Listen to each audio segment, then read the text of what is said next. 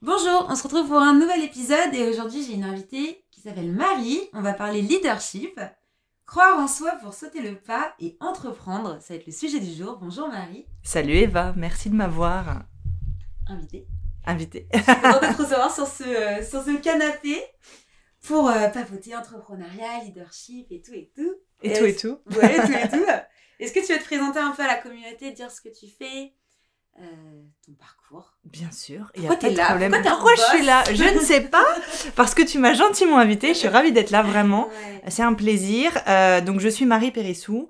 Aujourd'hui, je suis à la tête de Rise and Shine Coaching, une entreprise de coaching et de formation que j'ai créée il y a 3 ans maintenant. Mais avant, j'ai une carrière dans le salariat, puisque j'ai travaillé pendant plus de 10 ans dans le marketing et le commercial de luxe et de la mode en général, donc souvent sur Paris, mais sur des fonctions internationales. Donc j'ai managé pas mal d'équipes et j'ai ouvert pas mal de boutiques à l'international.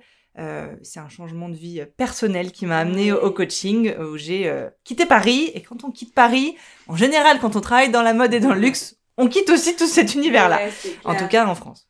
Et surtout en Normandie, parce que Ouais. ici, pour trouver une entreprise dans le luxe, bonne chance. Après, j'ai pas mal voyagé en France aussi. Je suis partie à Mulhouse d'abord, où j'ai eu la chance d'avoir un petit garçon. Revenu en région parisienne. Et là, on est à Rouen depuis bientôt 2 ans. Alors, Mais on a posé nos valises et La on veut pas Normandie.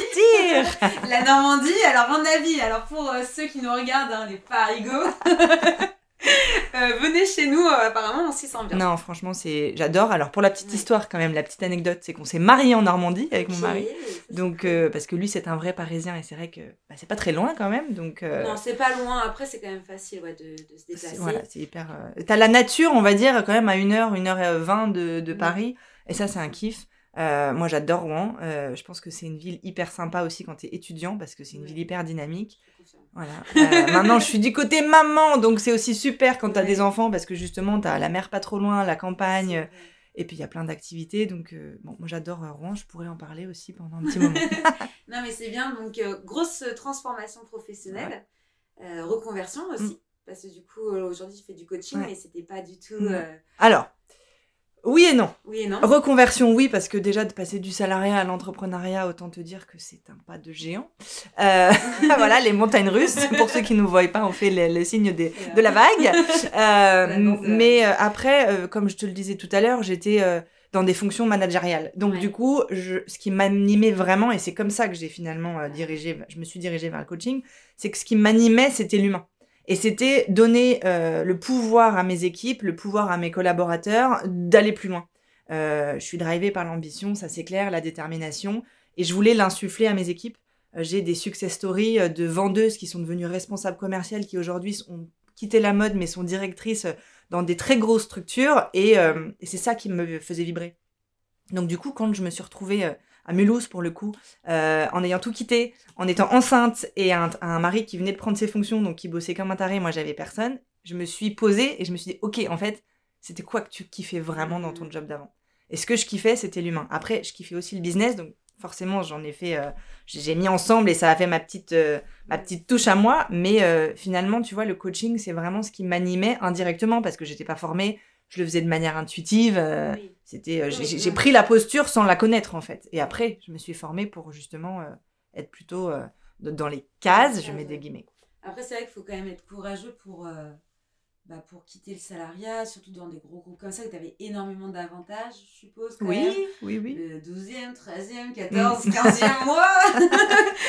Et puis, même sans tout ça, c'est vrai que de quitter ce monde-là, ça peut faire peur. Ça fait peur. Je vois, moi, mes parents, ils auraient voulu, mais ils n'ont jamais forcément eu ce pas de se dire, ouais, en fait, j'ai les capacités, je peux me permettre de quitter un monde salarié avec tous les avantages d'une grosse boîte, parce que quand tu es dans une grosse boîte, tu en as énormément. C'est sûr. Et là, tu te retrouves c'est toi qui dois te gérer tout seul. Puis quand tu as des enfants, c'est des risques en fait. Tu risques pas que pour toi. C'est pour ça que souvent je dis, ma carte, mon secret, c'est que j'ai pas d'enfants. En fait, je peux prendre des risques pour moi. En fait, si moi je mange pas à la fin du mois, oui. Je mange à la fin du mois. Rassurez-vous. Mais c'est vrai qu'au début que tu te lances dans l'entrepreneuriat, ça peut être super compliqué. Il y a des mois à zéro, il y a des mois où tu te dis, est-ce que ça vaut le coup, est-ce que je vais y arriver? Oui, je suis d'accord avec toi, et c'est une peur que j'ai encore aujourd'hui, 3 ans après, hein, parce que je pense que c'est la sécurité du salariat, au-delà des avantages. En fait, c'est ça que tu perds. Et déjà, tu vas dans un monde inconnu quand tu te lances, donc tu as tout cet inconnu et toutes les peurs qui vont avec, et en plus, tu maîtrises pas tout. C'est vrai. Donc, mon secret, et c'est pas du tout un secret, mais dans le sens où qu'est-ce que j'ai décidé de mettre en place pour essayer de l'atténuer, c'est justement de te dire, ok, qu'est-ce que je peux anticiper, qu'est-ce que je peux préparer, qu'est-ce qui est en mon contrôle, versus ce que je pourrais jamais faire en fait. Le marché du coaching, c'est un désastre, on va parler crûment. Il y a de tout et n'importe quoi. Au bon moment. Voilà, tu vois. Non, mais c'est vrai. Non, mais c'est vrai. Et ça rajoute des peurs, et ça rajoute des freins, et ça rajoute des risques. Totalement. Parce que tu te dis, s'il y en a X, Y, Z, 1 milliard, ça veut dire qu'il y a un potentiel, mais ça veut aussi dire que tu vas galérer 10 fois plus pour te faire un nom et, entre guillemets, avoir tes premiers clients. Donc, la préparation, l'anticipation, j'ai eu la chance de l'avoir parce que j'étais enceinte. Donc j'avais le chômage et j'étais après j'étais en congé maternité. Et j'ai décidé, mais c'est un choix perso, d'utiliser ce temps-là, de travailler entre guillemets comme une tarée pendant cette période-là pour préparer la transition. Tu peux encore une fois pas contrôler tes premiers clients, quand est-ce qu'ils vont arriver, à quel tarif, etc. Mais j'avais aussi mon background d'avant avec, je sais ce que c'est qu'un business plan, je sais comment on gère un projet, je sais comment on va chercher des clients. Et donc forcément, j'ai des bases. Ce qui n'est pas le cas de tous les autres coachs déjà, et de beaucoup d'entrepreneurs. Tu es expert dans ton métier. Tu n'es pas expert dans la gestion d'une entreprise. Non, c'est clair. C'est ça le problème. Et est-ce que tu peux vraiment l'être, tu vois ? C'est ça aussi, je pense que à l'heure d'aujourd'hui dans l'entrepreneuriat, surtout là en 2023, tout le monde se lance dans l'entrepreneuriat, c'est un peu cette mode de devenir solopreneur, de créer, de faire du business, de montrer que tu en fais en plus, et de montrer sans l'argent, parce que du coup, il est où l'argent les gars ? C'est bien sympa, mais... Hein, il est où le resto là ? Mais c'est vrai que c'est... Ouais, on est dans une autre... dans quelque chose de tout nouveau. Donc oui, le coaching, t'as raison, on va faire appel de plus en plus à des personnes comme toi, parce qu'il y a des personnes qui s'y connaissent pas du tout, qui veulent se lancer, mais qui n'ont aucune notion de tout ce que tu as pu acquérir toi dans ta carrière. Donc c'est un peu ton leadership. C'est complètement ça. D'où le sujet aussi de cet épisode. Mais tu vas voir aussi beaucoup de personnes sur le marché. Donc ça fait comme les freelances. Hein. Aujourd'hui, tu as énormément de freelances qui se lancent en 3D. Il y a encore 2 ans, la 3D, on n'en parlait pas. C'est ça va pour le web, ça va pour tout. La technologie, elle évolue. Donc les besoins évoluent. Et puis, on n'a plus forcément besoin des mêmes choses. Bon, après, est-ce que ChatGPT va remplacer le coaching ? C'est le sujet du moment, quand même. Non, jamais. C'est pas possible. Non, mais voilà, il y a quand même ce côté humain. Mais c'est vrai que, voilà, surtout dans le digital, du moins, il y a des choses que tu peux remplacer. Mais ouais, donc, leadership à fond, hein, parce que, t'as sauté le pas, quand même. Déjà, tu dois faire preuve de leadership, je pense, quand tu veux monter ta boîte. Oui. Peu importe si t'es solopreneur ou si t'as une ambition de développer une équipe, parce que le leadership, c'est quoi ? Pour moi, en tout cas, c'est savoir amener les gens vers ta vision. Donc, c'est les guider, c'est leur impulser ce dynamisme, cette motivation, les soutenir aussi. Et quand je dis c'est pas forcément quand tu as une équipe à toi, ça peut être des partenaires, ça peut être un réseau, ça peut être plein de choses. Mais je pense que quand tu décides de sauter le pas, que tu aies une longue carrière dans le salariat ou pas d'ailleurs, peu importe, tu dois faire preuve de leadership. Et cette posture, on l'a tous en nous. C'est juste qu'après, est-ce qu'on décide de l'incarner ou pas ? Est-ce qu'on a envie de l'exploiter ou pas ? Je pense que c'est très personnel et il n'y a pas de bonne ou mauvaise réponse finalement. Ça dépend des personnes. Comment tu l'exploites aussi ? C'était un peu le sujet là qu'on avait avant cette podcast, c'est comment tu vas exploiter ton potentiel. Est-ce que tu vas mettre en avant toi, ta personne, ton visage, ton physique pour des femmes qui sont plutôt jolies ? Non mais c'est vrai. Ouais, complètement. Est-ce que tu vas plutôt te cacher, te mettre derrière et faire plutôt user de ta voix, user sur ton caractère, ta personnalité ? C'est quand même des choses quand même aujourd'hui qui sont importantes, les couleurs, le ton, voilà, c'est quel réseau tu vas utiliser, quelle image tu veux faire percevoir aux personnes. Est-ce que tu vas être plutôt la super corporate carrée parce que t'es avocate et du coup tu dois rentrer dans un cadre, ou est-ce que tu vas être plutôt une nana disjointée parce que faut que ça change et qu'on en a marre de voir que mais oui, non mais corporate. Donc c'est vrai que c'est plein de questions qu'il faut se poser, et je pense que c'est bien aussi d'avoir des coachs comme toi qui sont capables de te dire ok toi c'est ça tes objectifs, c'est ça ton ambition, moi je vais t'aider à trouver ton chemin. En fait, c'est exactement ça. Et je dis souvent que je fais du personal branding et ça m'agace, d'utiliser ce terme parce qu'aujourd'hui il est très galvaudé aussi et que quand on dit personal branding, on pense logo, image, mais en fait c'est pas ça. C'est tout ce que tu viens de dire en fait. Tu viens de faire la définition du personal branding. Qui je suis et comment on va m'identifier et comment on va se rappeler de moi finalement. Qu'est-ce que j'aime bien dire en fait, c'est quand je pars là et je rencontre quelqu'un, me dit t'as fait un podcast avec qui ? Je vais dire avec Eva. Ah bon, c'est qui Eva ? Et la manière dont je vais te décrire, et pas physiquement, même si ça peut être un trait de personnalité, entre guillemets. Mais la manière dont je vais te décrire, c'est ça ton personal branding. Et du coup, ça va avec le leadership, parce que le plus tu vas t'affirmer, et ça veut pas forcément dire faire des selfies sur Instagram toute la journée, mais le plus tu vas affirmer justement... Non mais tu vois, ta personnalité, qu'est-ce que tu veux, qu'est-ce que tu as envie d'inculquer, comment tu veux incarner ce que tu fais, ton métier, peu importe lequel, dans le monde aujourd'hui, tout ça, ça fait partie de ton personal branding. Et le logo, tes réseaux sociaux, c'est ce qui va après. C'est une fois que tu as déjà cadré, je veux aller où, comme tu disais, tu as très bien dit, hein, les objectifs, je veux aller où, et comment j'incarne mon leadership, c'est tout ce qu'il va y avoir autour pour y parvenir. Et donc même la question principale, c'est déjà qui je suis. Ouais, exactement. Qui suis-je Et ça, c'est... parce que bon, ok, je suis un peu dans le marketing, plus ou moins, parce que j'étais dans l'événementiel, après je me suis incitée dans le digital. Mais moi, de base, je suis une commerciale. Je vendais des toitures, du bardage, de l'isolation et des fenêtres. Je me suis retrouvée dans l'immobilier un peu par hasard, puis dans l'événementiel un peu par hasard. Donc, j'ai eu tout cet apprentissage là, en 8 ans. Ok, ça fait 8 ans que je suis entrepreneuse. Je le crie sur les toits parce que ça fait un gros chiffre. Donc, ça, vu que je suis en jeune âge, ça mais que tu peux être fière aussi. Tu vois, au-delà de ça, c'est que c'est quand même une histoire je peux être fière, mais du coup, je savais pas c'était quoi un personal branding. Tu vois, je savais pas... parce que si tu sais pas qui tu es au fond de toi, tu peux pas montrer quelqu'un sur les réseaux. Comment peux-tu montrer qui tu es si tu sais pas toi-même qui tu es? C'est ça. Donc en fait après c'est plus les gens qui te comme t'as dit, qui te décrivent. Donc tu dis du coup j'ai l'air comme ça, donc j'adapte un peu, mais au final t'as pas de ligne conductrice. Mais moi je peux te décrire d'une manière qui ne te correspond pas, et c'est là où il y a un souci entre guillemets. C'est que du coup si toi tu l'entends, parce que c'est le but, même si t'es dans le marketing donc t'es pas forcément le bon exemple, mais c'est parce qu'on était là que je l'ai pris, mais de se dire ok on dit ça de moi. Déjà, la remise en question, je pense que c'est hyper important quand tu veux faire preuve de leadership, et de se dire, ok, est-ce que c'est aligné avec ce que j'ai envie d'être? Est-ce que c'est aligné avec qui je suis, justement?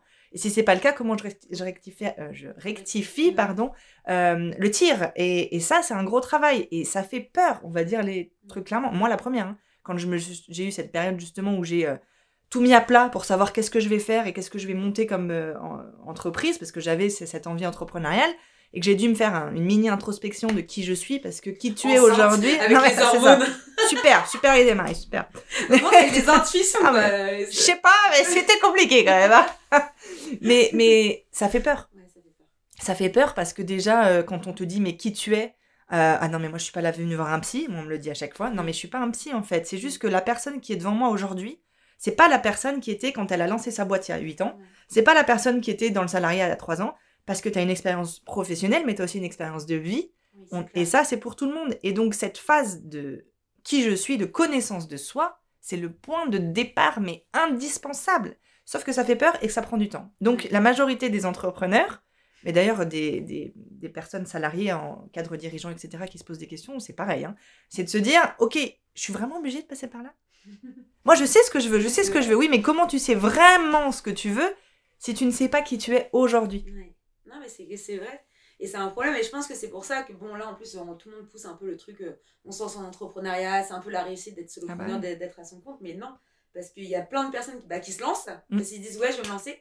Et en fait, une fois qu'ils se sont lancés, ils crachent leur entreprise en moins de 2, voire 3 ans. Puis après, c'est retour au salariat. Et puis c'est, qu'est-ce que je vais faire après ça? Puis c'est un échec. Il y a des échecs, tu peux le prendre d'une bonne façon, mais avoir un échec dans ce sens-là, c'est dur moralement d'accepter que tu te lances et que tu échoues. Après, ça dépend. Je pense que tu le vis comme ça dans un premier temps, sauf que si t'es capable, et c'est pas sur le moment, t'es pas capable parce que c'est la chose, t'es pas capable. Mais après réflexion, de se dire, ok, qu'est-ce que j'ai foiré en fait? Justement, est-ce que cette phase de préparation dont on parle, parce que la connaissance de soi, t'es pas encore dans le dur, hein, mais t'es dans la préparation, est-ce que tu l'as vraiment faite? Comment t'as posé tes jalons? Où est-ce que tu voulais aller? Enfin, après, c'est du business, hein, et encore une fois, ce qui est difficile, c'est que comme tu le dis, on est dans la grande démission.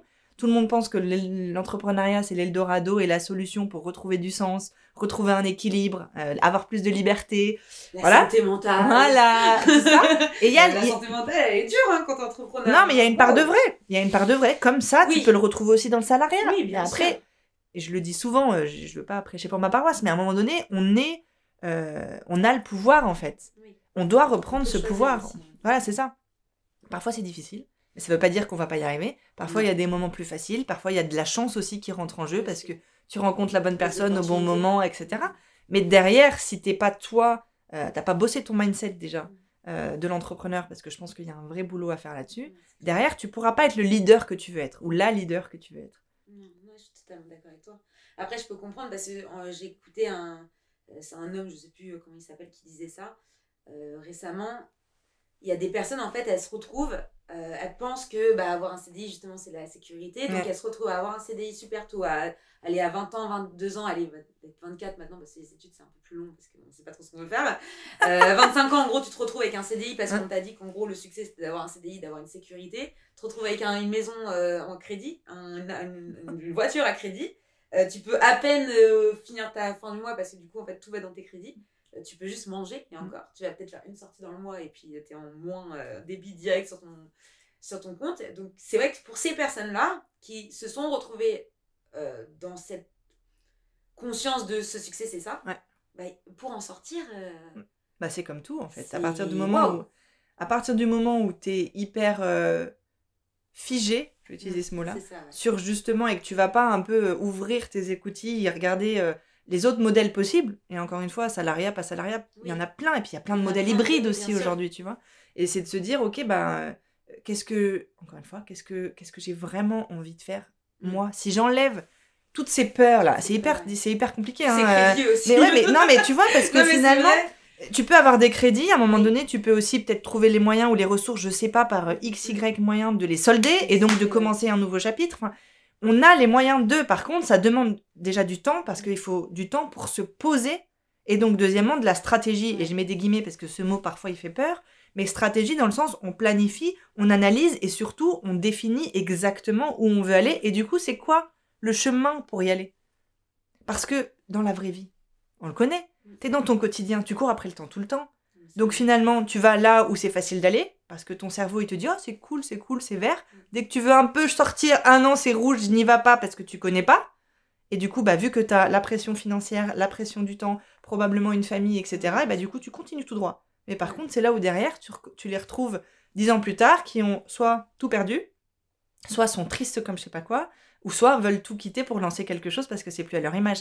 Bien évidemment, je fais des caricatures. Non, mais c'est vrai, mais t'as bien résumé. Mais c'est le... T'as bien résumé. C'est la réalité, quoi. Et c'est pour ça, d'ailleurs, Squadmate, pourquoi je l'ai créé, c'est pour justement ces personnes-là qui ont plus de 50 ans, qui ont fait révolution dans leur tête, mais qui savent absolument pas c'est quoi l'entrepreneuriat. Et ils se retrouvent, ils ont envie de cette liberté, ils ont envie de reprendre la soif. Enfin, ils ont la soif de reprendre la liberté, d'être heureux à nouveau, parce qu'ils sont arrivés au point de rupture. Le burn-out, c'est ça, complètement. Ils sont arrivés au burn-out, ils choisissent de tout changer à 50, 55 ans, et puis là, c'est l'Eldorado, mais derrière... faut cadrer. Faut cadrer, c'est pas facile. Mais c'est beau, en soi. C'est beau. C'est peut-être un peu tard, même si je pense qu'il y a plus tard aujourd'hui. Après, je pense que c'est jamais assez. C'est jamais trop tard pour tout le monde. Je me souviens, j'ai rigolé, il y avait je crois que c'était un petit papy genre de 65 ans qui s'était réinscrit au bac. Genre le gars, il a... Mais c'est beau, c'est beau, tu vois. Mais je me suis dit, bon, non, c'est jamais trop tard. Si vraiment t'as envie de le faire, ici pour toi, c'est une étape de ta vie. Que t'aies 18 ans pour passer ton bac ou 79 ans, on s'en fiche en fait. Il n'y a pas d'âge pour tout, pour rien. Mais il faut, pour revenir à ce qu'on disait tout à l'heure, il faut avoir un minimum de confiance en soi. Et comment tu la travailles, cette confiance en soi, c'est justement en osant faire des choses, en osant des nouvelles choses aussi, et en se donnant les moyens d'eux. Et encore une fois, cette posture de leader, on peut tous l'avoir, et des personnes en bas de l'échelle dans une entreprise, comme un grand entrepreneur du CAC 40, c'est peu importe, peut-être que c'est finalement celui en bas de l'échelle qui va avoir le plus de leadership, parce qu'il va décider de l'exploiter et de l'entretenir, alors que l'autre, il a l'aspect financier, mais il n'est pas capable d'avoir cette ouverture d'esprit. Après, ça dépend des personnes, mais c'est pour illustrer le fait qu'on a tous la possibilité de le vivre, notre leadership, si on a envie de le vivre, mais ça demande de cadrer un petit peu les choses pour pouvoir s'assurer d'aller dans la bonne direction et de ne pas y perdre trop de plumes, quoi. C'est clair. Écoute, t'as très très bien résumé cet épisode de podcast. Alors, une question à retenir, qui êtes-vous ? Non, mais c'est le début de l'histoire. Hein. Non, mais c'est vrai. Non, mais et qui êtes-vous aujourd'hui ? Je rajoute le aujourd'hui. Qui êtes-vous aujourd'hui ? Voilà. Et qui voulez-vous être, peut-être ? Qui voulez-vous être demain ? Sans partir sur la philosophie, je ne suis pas psy. À vos thèses. Mais dans le sens qui je suis aujourd'hui, c'est-à-dire qu'est-ce qui m'anime. Et du coup, forcément, quand tu vas faire le demain, c'est mon objectif, c'est quoi ? En fait, c'est ça. Qui je suis aujourd'hui, c'est qu'est-ce qui m'anime, qu'est-ce qu'est-ce que j'ai aujourd'hui que les autres n'ont pas, ou quelles sont les expériences qui m'ont amené là où j'en suis, et qui je suis demain, ou qui je veux être demain, c'est où est-ce que je veux aller, quelle est ma vision, ma direction, et du coup, quels sont les objectifs que j'ai envie de poser. Et après, faites-vous accompagner, parce que, bah oui, c'est ça, Non, mais c'est vrai. quand on est à plusieurs, on va plus vite, on y va plus sereinement, et puis, encore une fois, l'entrepreneuriat, déjà, puisqu'on est quand même sur une thématique de l'entrepreneuriat, Bien sûr. c'est dur, on l'a dit tout à l'heure, c'est t'as des hauts, t'as des bas, et le fait de ne pas se sentir seul, ça peut tout changer. C'est clair. Moi, je suis d'accord avec ça. Et en tout cas, bah, merci beaucoup, Marie. Merci à toi, c'était un plaisir. Bah, merci. Et puis, on va, enfin, je vais mettre toutes les descriptions dans l'épisode pour qu'on puisse la recontacter. Donc, si vous voulez la contacter, n'hésitez pas. C'est avec grand cœur ouvert que je vous donne à 100% mon aval sur Marie. Et puis, bah, merci pour cet échange. Merci. J'espère que vous n'êtes pas trop dans vos rêves après cet épisode. Si vous conduisez, s'il vous plaît, arrêtez-vous si vous voulez respirer. Qui êtes-vous? En tout cas, bah, merci beaucoup. Merci à toi. Au revoir. Au revoir.